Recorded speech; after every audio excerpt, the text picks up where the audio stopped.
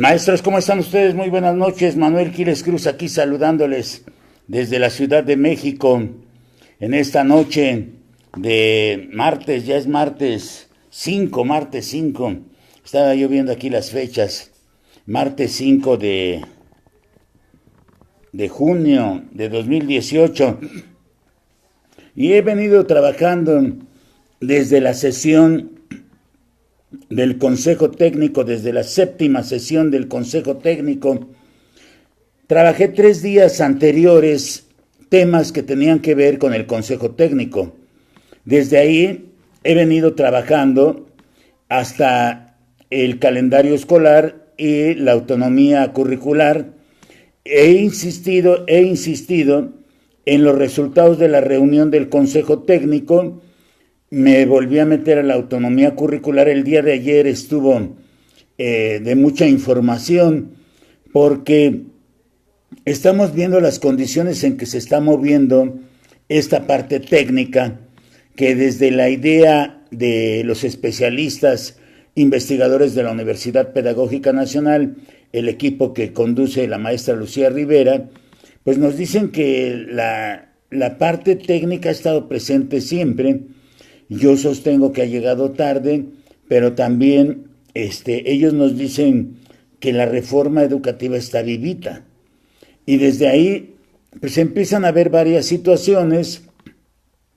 Yo seguí el día de ayer con la autonomía curricular, hice referencia a algunos proyectos, observaba que se maneja el concepto de aliado para esas organizaciones, algunas extranjeras. No tengo la comprobación de que todas sean extranjeras, pero supongo que les compraron los proyectos, es decir, que no se los dieron nada más así, sino que los compraron.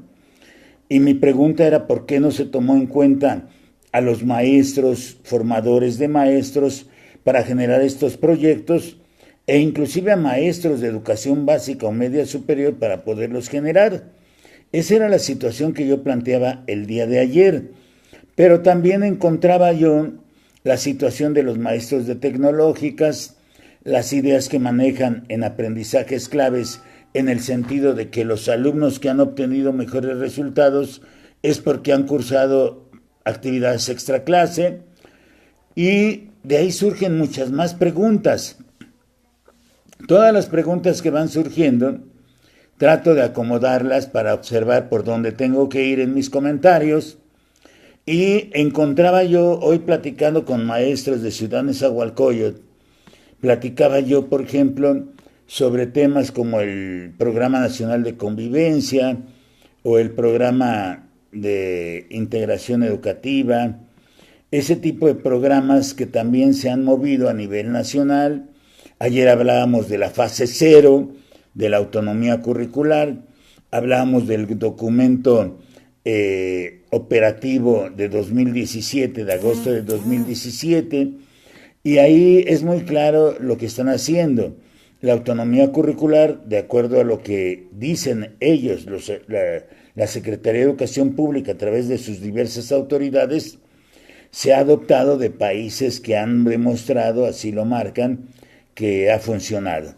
Pero yo me quedo también con la reflexión que los contextos son diferentes, que se pudo haber hecho algo para México de manera muy específica, ideado por mexicanos también, y que no todo lo que ha funcionado en Europa o en otros países americanos va a funcionar aquí.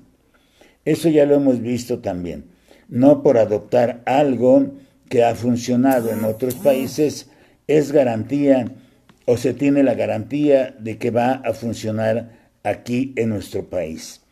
Por eso, ahora trato de ir desde la autonomía curricular, regresar a la parte que tiene que ver con la educación socioemocional, y para ello tendría yo que irme al perfil de egreso de la educación obligatoria, y observo que todo modelo educativo tiene una parte filosófica normativa donde basa y responde a la pregunta ¿a qué se aspira en educación? Y esta idea de a qué se aspira en educación, cuando en 2016 nos presentan la Carta de los Fines de la Educación, ¿sí? Que es una carta ambiciosa, y nos presentan el modelo y el diseño curricular que se iba a plantear, vuelve a ser la pregunta: ¿qué se aspira en educación? Y en el caso de nuestro país, también habría que responder otra pregunta. Ahora, ya que les gusta plantear preguntas en aprendizajes clave, pues yo les planteo preguntas. ¿Qué tipo de mexicano se pretende formar? Porque con la autonomía curricular hay una idea del tipo de sujeto que se pretende formar. Y ellos dicen: los talleres respondieron a la situación de la familia, a la cuestión, al ámbito familiar, pero nunca a la parte laboral. Entonces la pregunta es: ¿qué tipo de mexicano se pretende formar? Porque es el artículo tercero constitucional y hay que reconocerlo así. Siempre hay que recurrir al artículo tercero constitucional como un elemento de la filosofía, del marco filosófico normativo en el que se mueve la educación mexicana. Y este marco filosófico normativo nos vuelve a llevar a otra pregunta: ¿cómo debe de ser la educación en México? Ya planteé 3 preguntas. Y la Ley General de Educación es la ley reglamentaria del tercero constitucional, y desde los primeros artículos orienta a otra pregunta: ¿cuáles son los fines de la educación? Y ahí están en el artículo 7, y esta idea de las preguntas pues permite obtener respuestas que faciliten tener un panorama más amplio, porque lo que vengo observando en todo esto es que la idea de formar, de concebir al mexicano que se desea desarrollar, lleva a identificar los rasgos que deben de lograr los niños, los adolescentes y los jóvenes mexicanos que cursan los niveles del tipo básico de la educación mexicana, y en educación preescolar, educación primaria, educación secundaria, y así como los alumnos de media superior.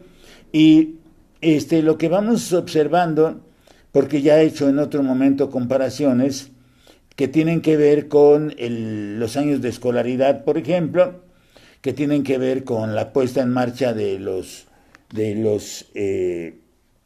conceptos. Por ejemplo, hablábamos en otro momento de contenidos básicos para el modelo de la reforma educativa de 92-95, hablábamos de competencias para la vida, para la reforma integral de la educación básica, y hoy tenemos que hablar de aprendizajes clave para esta reforma, que no sabemos cuál va a ser el destino de esta reforma, pero en tanto que yo quiera criticarla, tengo que conocerla, y en tanto que yo quiera aportarla, necesito saber.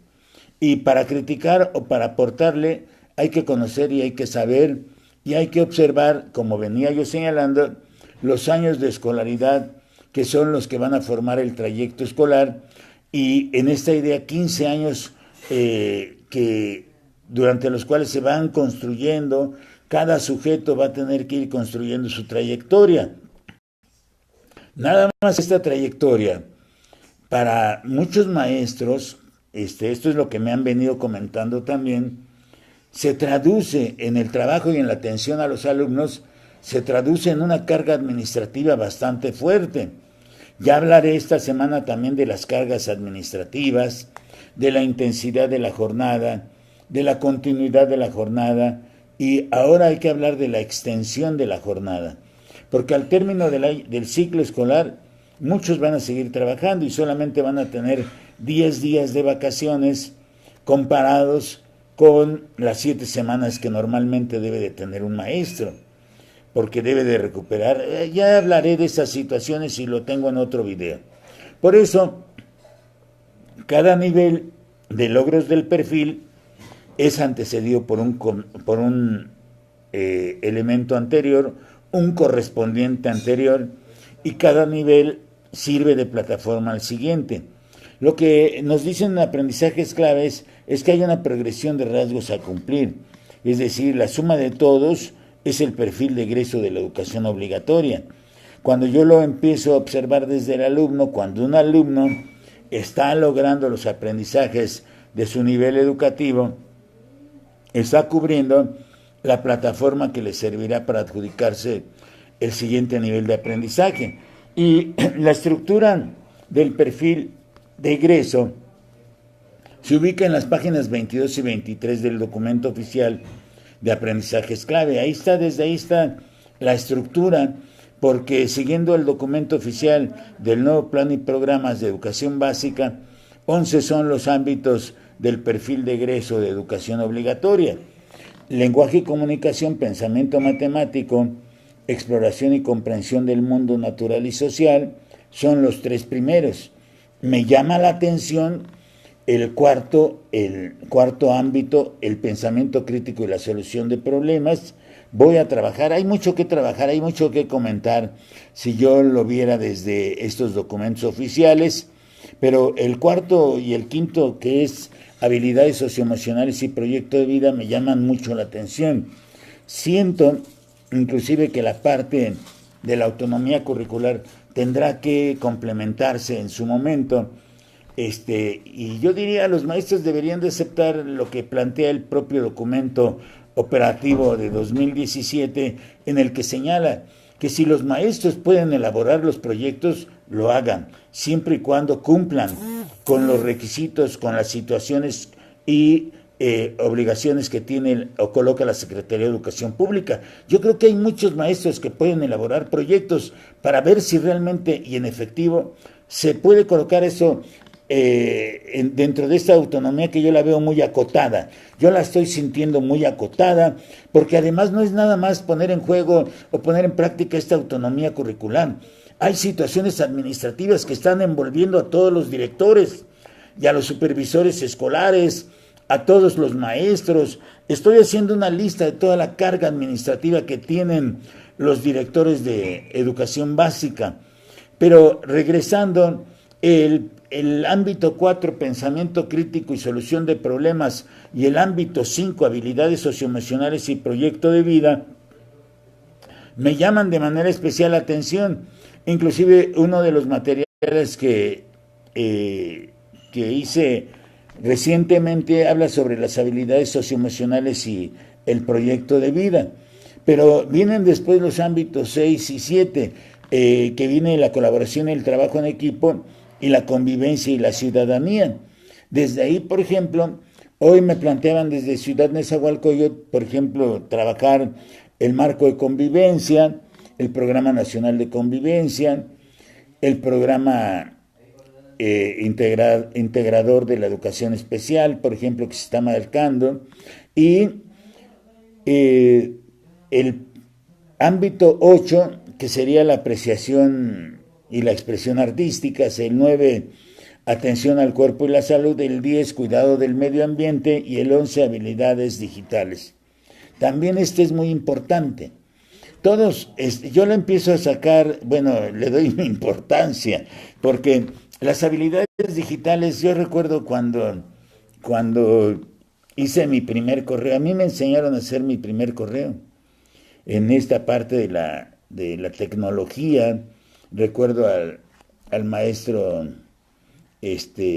Carlito Suárez, que me enseñó a cómo hacer el correo, ese tipo de cosas, cuando surge el Facebook, cómo nos incorporamos a YouTube y cómo estamos utilizando, por ejemplo, yo en mi caso personal, perdón la redundancia y la iteración, pero cómo estoy utilizando las redes para comunicar informaciones educativas o técnicas o pedagógicas. Y hay que usarlo, porque si los maestros usáramos esta red de Facebook para comunicar cuestiones técnico-pedagógicas, estaríamos al día totalmente. Por eso, cuando yo voy observando los ámbitos, voy observando el desempeño que se busca en cuanto a que los alumnos puedan lograr en cada ámbito su relación con el egreso de la educación obligatoria, y cómo se va describiendo con 4 rasgos, uno para cada nivel educativo. Y ahí vamos observando cómo cada rasgo se enuncia como un aprendizaje esperado. Por eso tengo que ver de todos los elementos, sea de la parte de los campos de formación académica, o de las áreas de desarrollo personal y social, o en el caso de la autonomía curricular, ¿qué se espera, qué se está esperando en cuanto a aprendizajes esperados? Porque hacía referencia yo a la tabla que se presenta en las páginas 21 y 22 del perfil de egreso de la educación obligatoria, y este puede ser leído de dos formas. La lectura vertical por columna muestra el perfil de egreso de cada nivel que conforma la educación obligatoria, y la lectura horizontal por fila indica el desempeño gradual del estudiante en cada ámbito. Pero cuando yo llego a revisar los aprendizajes esperados, empiezo a ver cómo va este concepto de la gradualidad, porque la importancia, dicen desde los propios aprendizajes esperados, hablando de la importancia del contenido, de lo que es en sí la tabla de los ámbitos con el perfil de egreso, es que ofrece una visión de un solo golpe de vista, diría yo. Es decir, con un solo golpe de vista puedo ver casi de manera precisa, clara, amplia, lo que contiene el cuadro. Nada más lo que contiene la tabla. Eso es lo que yo estoy observando. ¿Sí? Si está con profundidad, con gradualidad, con otros conceptos, yo no estoy observando todavía eso. Yo veo nada más que en un solo golpe de vista puedo ver la tabla, y lo tienen que ver, sugieren ahí padres de familia, estudiantes. La tabla igualmente guía el trabajo de los profesores y de los maestros, y yo creo que no nada más guía el trabajo de los profesores, el trabajo de las maestras, de las educadoras, pero lo que sí sé es que pueden ver de un solo golpe lo que se pretende lograr, o lo que se pretende lograr con los estudiantes de educación básica y de media superior, y pueden ver las orientaciones también como una fortaleza, ahí sí, de lo que están presentando los aprendizajes claves. Por eso empiezo a observar, a mí me interesa porque trato de relacionarlo con la autonomía curricular, y me interesan entonces las habilidades socioemocionales y el proyecto de vida, y desde ahí los rasgos del perfil de egreso de la educación preescolar los empezaba yo a analizar en un curso que hice sobre aprendizajes esperados y habilidades socioemocionales, porque creo que esto y la parte lúdica van a ser importantes si se pone en práctica la autonomía curricular, y mi niño de educación preescolar tendrá que identificar sus cualidades y reconocer las de los otros amiguitos, como los mismos niños dicen. No dicen el documento oficial amiguitos, dicen los de los otros, las de los otros. Pero yo le agrego lo de amiguitos porque nuestros niños de preescolar hacen amiguitos. Es amiguito el que está a la derecha, el que está a la izquierda, el que está adelante, el que está atrás, son sus amiguitos. Y lo que hace en rasgos del perfil de egreso es que tratan de que los niños muestren la autonomía al proponer estrategias para jugar. La parte lúdica está presente siempre, y la manera de aprender en forma individual y en grupo. Yo diría en pequeño grupo, porque todavía están aprendiendo en pequeño grupo, más por la distribución que hoy se hace en educación preescolar. Bueno, que desde que yo fui al jardín, el trabajo en mesas. Y un tercer punto tendría que ver con el que mi alumno experimente satisfacción al cumplir sus objetivos. Toda esta parte va ligándose también con las actividades que se van haciendo, actividades que he revisado yo ayer en los proyectos que comenté. Si yo observo esos proyectos, sí hay una parte que tiene que ver con la satisfacción de conseguir algo, de lograr algo. Todos vivimos forjándonos proyectos, aunque algunos vivamos forjándonos sueños guajiros. Pero yo necesito forjarme proyectos porque toda mi vida me he forjado proyectos. Igual ustedes que me están viendo, maestros, a quienes les agradezco, que me están siguiendo en la transmisión completa. Hay quienes me están diciendo que es interesante lo que yo comento, y espero que así sea. Vivimos forjándonos proyectos y tratamos de consolidarlos, de concretarlos, no de aterrizarlos. Aterrizarlos no es un concepto que sea mucho de mi agrado, aunque los metodólogos utilizan mucho aterrizar, como si el conocimiento estuviera planeando en el aire y hay que aterrizar algo. Yo digo que hay que concretar las cosas. Y cuando mi alumno pueda identificar sus cualidades y las de los otros, o pueda mostrar la autonomía y proponer las estrategias para jugar y aprender de manera individual y en grupo, o pueda experimentar la satisfacción al cumplir sus objetivos, esa parte en educación preescolar estaría cumplida. Pero históricamente los programas de educación preescolar lo que han hecho es trabajar la parte de la autonomía. Han trabajado desde la autonomía y desde la socialización. Históricamente, educación preescolar lo ha hecho. Cuando trabajan sobre la autonomía y sobre la socialización, lo que van a desarrollar es lo que corresponde con la personalidad y con las aptitudes del sujeto. El desarrollo de las capacidades, la aptitud del sujeto, aptitud con P, la personalidad, donde también está la parte espiritual de los sujetos. Esto hay que observarlo también. Desde la filosofía griega se ha venido hablando de una parte que permite desarrollar las virtudes. Así veríamos como en Protágoras la virtud más grande es la prudencia. Y cuando yo observo que los accidentes suceden por imprudencia, entonces sí me doy cuenta que la prudencia es una virtud fuerte. Por eso las educadoras son fabulosas en su trabajo. Me encanta el trabajo de las educadoras. Admiro a las educadoras en su trabajo porque además las educadoras tienen una facilidad para la planificación enorme. Ven y conocen las características de sus alumnos y ven y conocen la parte teórica y práctica de sus programas, porque sus programas han tenido mayor amplitud, sus programas han tenido un enlace entre lo teórico y lo práctico. Desde el programa de educación preescolar 92, la puesta en marcha del método de proyectos, la creación que hizo educación preescolar con el papel craft colocado en la pared, donde es que estaba recordándome del nombre del papel, lo estoy haciendo de memoria el ejercicio, y el papel craft, cuando tiran el papel craft y entonces empiezan a plantear el proyecto que surge, como se maneja desde la teoría y como se dijo desde las posiciones teóricas de Kilpatrick, surge el proyecto por una necesidad de los niños. Por eso esta parte teórica es muy importante. En el PEP 2004, en el Programa de Educación Preescolar 2004, los módulos son fundamentales, fueron parte del curso nacional, y los módulos lo que hicieron fue darle fuerza a la educadora en el aspecto teórico.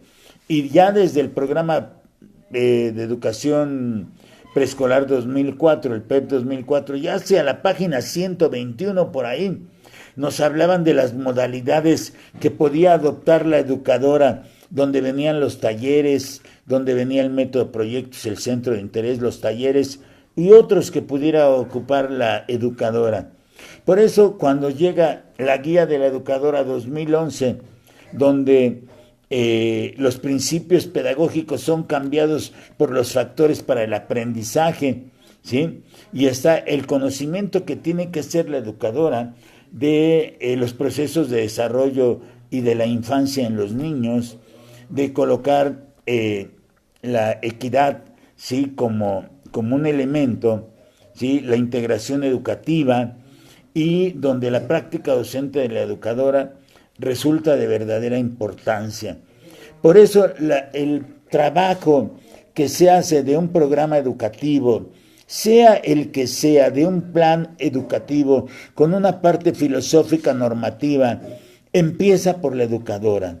La educadora aquí resulta un actor fundamental, un actor importante para ayudar a sus niños, para hacerlos, para generar en ellos el movimiento intelectual, poner en juego la capacidad intelectual de sus niños. Y las educadoras nunca pierden su capacidad de asombro. Eso es fabulosísimo para mí, porque las educadoras siempre están aprendiendo, van aprendiendo constantemente, diariamente.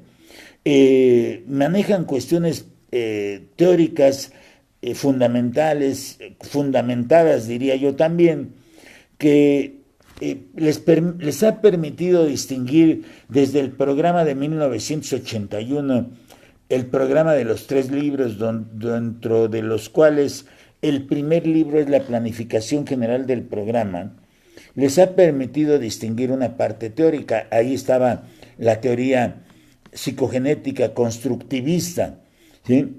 Ahí ya se abordaban los conceptos de la asimilación, la acomodación, la adaptación, el equilibrio, las invariantes funcionales y los factores.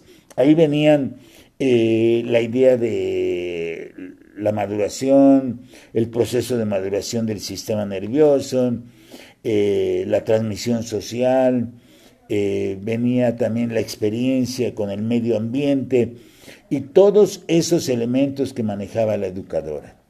Por eso vamos construyendo esta idea. Hoy lo hacemos desde la educación preescolar, pero podríamos ir también a la parte de las habilidades socioemocionales y el proyecto de vida en los rasgos del perfil de egreso de educación primaria. Y perdón, lo que yo voy a encontrar ahí es que hay un concepto importante ahí como atención. Y lo primero que marcan en ese rasgo del perfil de egreso de educación primaria desde las habilidades socioemocionales y el proyecto de vida, que es el ámbito 5 en la salida del perfil de egreso, es observar el desarrollo de la capacidad de atención. Pero el problema que encuentro yo, porque no lo he podido ubicar, es que es la atención. Y cuando la mamá le dice al niño, pon atención, el maestro le dice, pongan atención, todas esas ideas que los maestros manejamos para llamar la atención, y llamar la atención es como la hemorragia de sangre, ¿sí? Porque la atención en sí es una llamada poderosa. Por eso esta capacidad de atención, ¿cómo ponen en juego la atención? Donde se pone en juego desde mi punto de vista, porque no está explicado así en los aprendizajes clave, pero se pone en juego toda una capacidad de energía, haber dormido bien, haber descansado bien, levantarse temprano, levantarse de buen humor, con buena atención para lo que voy a hacer en el día, porque hacerse por la mañana pareciera que es el momento donde más se dispersa la atención. Estamos pensando en los problemas que vamos a resolver, en las problemáticas que tenemos que enfrentar, y lo que tengo que poner en juego es la energía. Esta energía que yo ligo, no lo dicen los aprendizajes claves, pero a mí ha dado resultado con mis estudiantes tratar de estructurar una forma de vida. Y cuando yo voy colocando esta forma de vida, entonces lo que puedo observar también es la realidad. Por eso cada uno de nosotros, cuando hablamos de las habilidades socioemocionales, esta relación que trato de hacer con la autonomía curricular desde los rasgos del perfil de egreso de educación primaria, y coloco esta parte de la atención, entonces me lleva a la realidad. Pero en la atención, decía yo en otros cursos que trabajé en provincia, decía yo que es importante cómo mi sistema nervioso, cómo mi cerebro empieza a trabajar. Y hacía yo cosas tan sencillas que dejamos escritas, uno de mis hermanos, Leopoldo Quiles Cruz, gran maestro que ahorita está ausente en la práctica educativa, pero Polo, para quienes lo conocen, Polo que trabajó para la Universidad Pedagógica, trabajó para el Centro de Actualización a Maestros en Nezahualcóyotl. Lo que hacíamos en un libro que se llama Padres, Maestros y Escuela, que fue un libro que se generó en 1998 para dar apoyo a los programas de apoyo precisamente de las escuelas, los programas de fortalecimiento de las escuelas que se generaron desde la Subsecretaría de Servicios Educativos aquí en la Ciudad de México, antes Distrito Federal.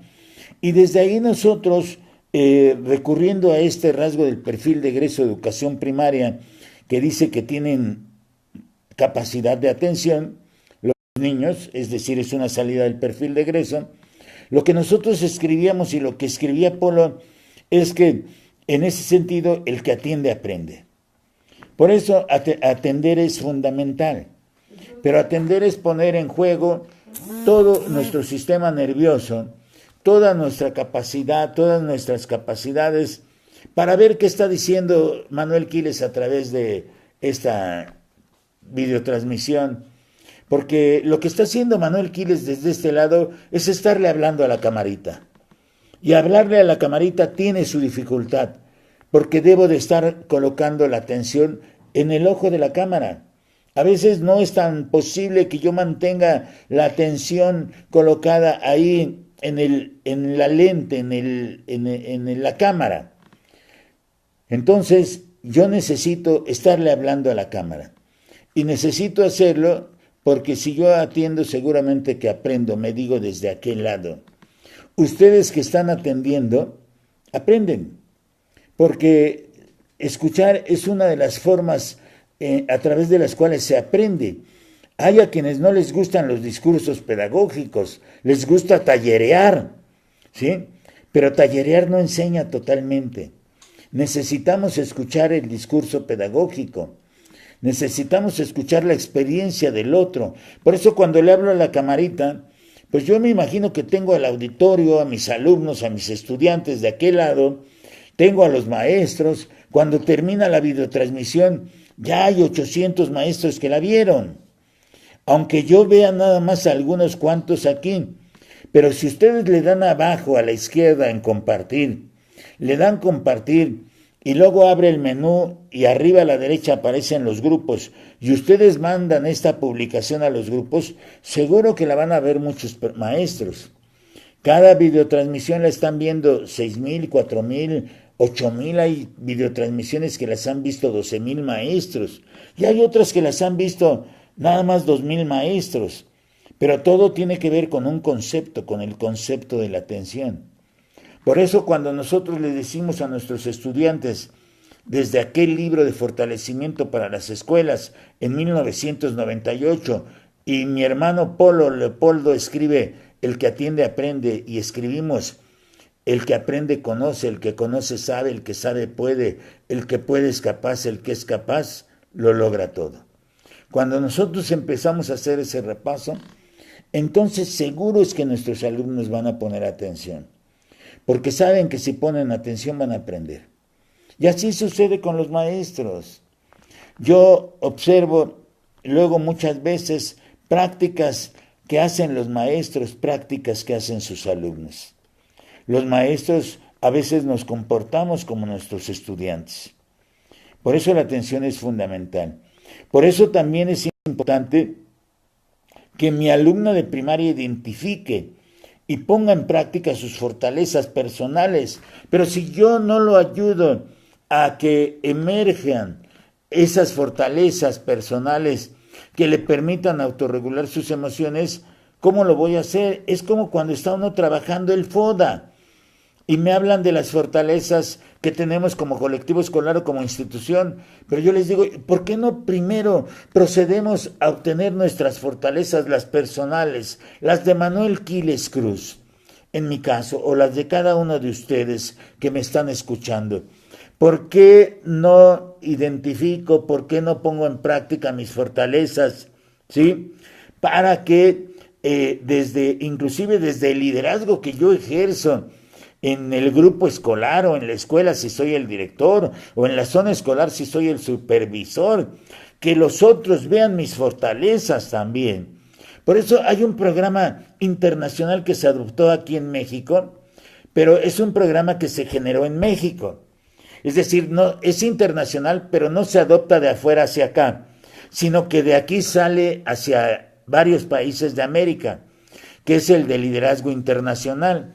Liderazgo internacional ha funcionado sobre todo en Guadalajara, en Ciudad del Carmen, en muchas ciudades del país, pero nace en Guadalajara. Es un grupo de personas que algunas de ellas, como Roberto Carpio, ha tenido relación y ha sido uno de los más grandes productores en educación sin ser un profesor.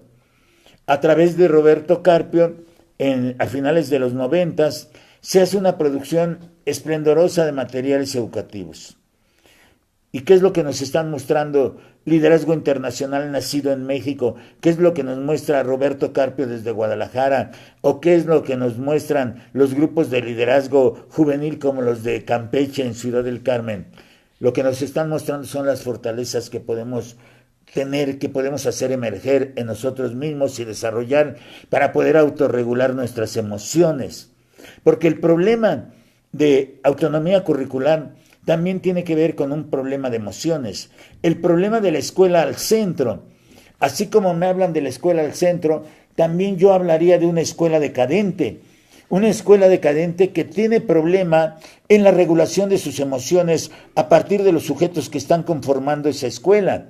Por eso el desarrollo de la capacidad de la atención en nuestros niños de primaria o el que ellos puedan identificar y poner en práctica sus fortalezas, así como lo hicieron con su FODA, lo hubiéramos hecho primero con las fortalezas de cada uno de nosotros para poder aprender a autorregular las emociones, porque cuando yo no las puedo regular, entonces empiezo a hablar de una escuela decadente. Y entonces surge el celo, la envidia, el chisme, la inquina, la indolencia, como características de sujetos que se desarrollan, que se desempeñan en una institución educativa. Por eso necesito yo, al menos, Manuel Quiles, mostrar cuáles son mis fortalezas personales. Soy creativo, soy innovador, me gusta conocer, sé muchas cosas. Para mí la palabra saber es una palabra clave, es fundamental, es la que me da toda la apertura de todo lo que yo quiera. Puedo mostrar mi genio, puedo mostrar mi brillantez. Y pudiera sonar ególatra, pudiera sonar mucha presunción, pero si yo no hago que mis estudiantes reconozcan cuáles son sus fortalezas, cuáles son sus cualidades, no lo hago porque yo no lo puedo hacer conmigo. Por eso necesito primero hacerlo conmigo para poder hacerlo con los estudiantes. Por eso necesito hacerlo conmigo si yo soy el director, para poderlo hacer con mis maestros. Y si soy el supervisor, necesito hacerlo conmigo, porque ustedes saben muy bien, maestros, que hay muchos supervisores, que hay muchos directores y que habemos muchos maestros, y me incluyo yo, que no podemos autorregular nuestras emociones. No podemos estar en calma, no podemos entrar en calma. No sabemos a veces estar en paz con nosotros. ¿Cómo queremos que esto lo hagan nuestros estudiantes si nosotros no lo podemos hacer?